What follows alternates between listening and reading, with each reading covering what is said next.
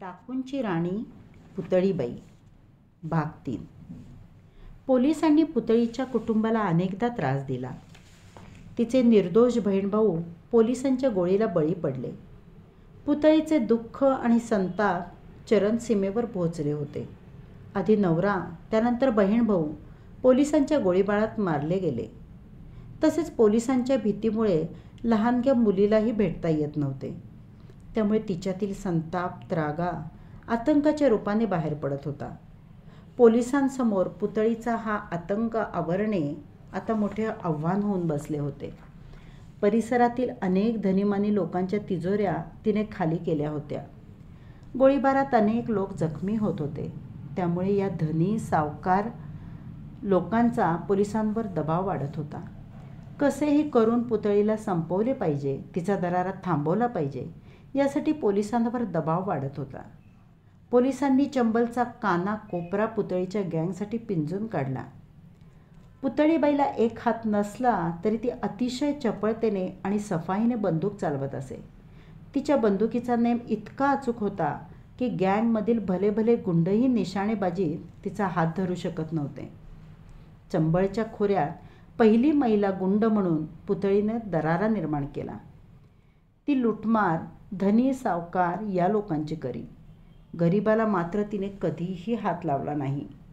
सावकाराच्या जाचातून तिने अनेक गरीब, दलित, दुःखी लोकांची सुटका केली. लुटीतील माल ती गोरगरिबांना वाटत असे. परंतु धनी, सावकार आणि तिच्या टोळीशी गद्दारी करणाऱ्यांना मात्र ती सोडत नव्हती. भागता कहा है हरामजादे, हा तिच्या तोंडातला आवडता डायलॉग. आजही चंबळच्या खऱ्यातील लोक आवडीने तो म्हणतात. पोलिसांनी पुतळाबाईच्या गँगला नामोहरम करण्यासाठी मोठा सापळा रचला. 23 जानेवारी 1958 या दिवशी पुतळी गँग आणि पोलिसांची टीम यांच्यात समोरासमोर चकमक झाली. पोलिसांची संख्या मोठी होती. त्यांनी पुतळी गँगला चौफेर घेरले.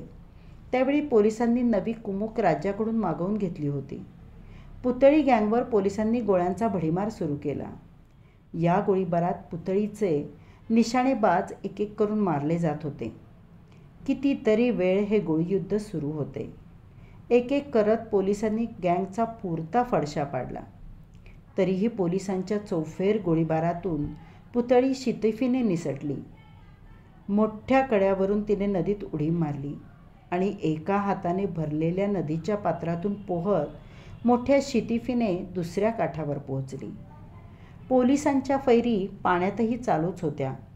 दुसऱ्या तीरावर पोहोचून ती डोके वर काढत नाही तोच पोलिसांच्या फैरी पुन्हा तिच्यावर धाड धाड झाडल्या गेल्या. त्यात तिचे एन्काउंटर केले गेले.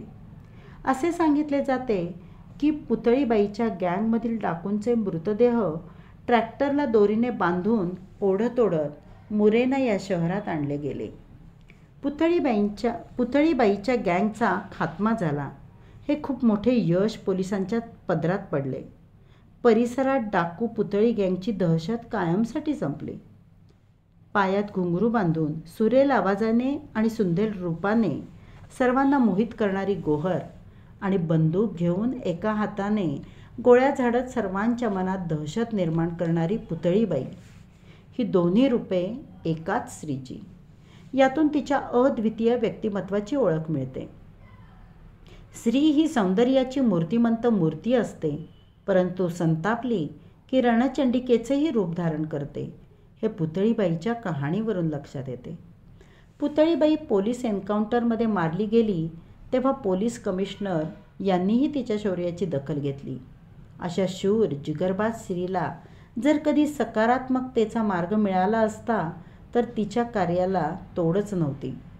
परंतु समाज आणि उपलब्ध परिस्थिती कुणाला काय करायला भाग पडेल हे सांगता येत नाही, असेच पुतळीबाईच्या बाबतीत म्हणावे लागेल. मुरेना जिल्ह्यातील अंबाल तालुक्यात बरबई जंगलाच्या जवळील भागात पुतळीबाईचे मोठे घर आहे. आता ते अनेक वर्षांपासून ओसाड पडले आहे. त्या मोठ्या घराचे अनेक तुकडे करून विकले गेले आहेत. परंतु एक भाग पुतळीबाईची मुलगी तन्नो हिने राखून ठेवला आहे. या भागाला तिने कुलूप लावले आणि ती जी गेली ती परत आलीच नाही. पुतळीबाईच्या या संघर्षमय डाकू जीवनावर हॉलिवूडने चित्रपट निर्माण केला. पुतळीबाई या नायिका प्रधान चित्रपटने खूप गाजावाजा केला. हा चित्रपट खूप गाजलाही. चित्रपटाची निर्मिती गौतम धारीवाल आणि ठाकूर कमलेश यांनी केली, तर या चित्रपटाचे निर्देशन यशवंत यांनी केले. या चित्रपटात रजा मुराद, शिवांगी, जोगिंदर, गोगा कपूर यांनी प्रमुख भूमिका साकारल्या. डाकू राणी पुतळीबाईनंतर चंबळच्या खोऱ्यात अनेक महिला डाकू झाल्या. त्यांनी आपल्या गँगचे नेतृत्वही केले. परंतु पुतळीबाईसारखी बहादूर आणि आदर्शवादी महिला डाकू पुन्हा झाली नाही. फुलनदेवी आणि सीमा परिहार या डाकू महिला तिला आजही आपला आदर्श मानतात.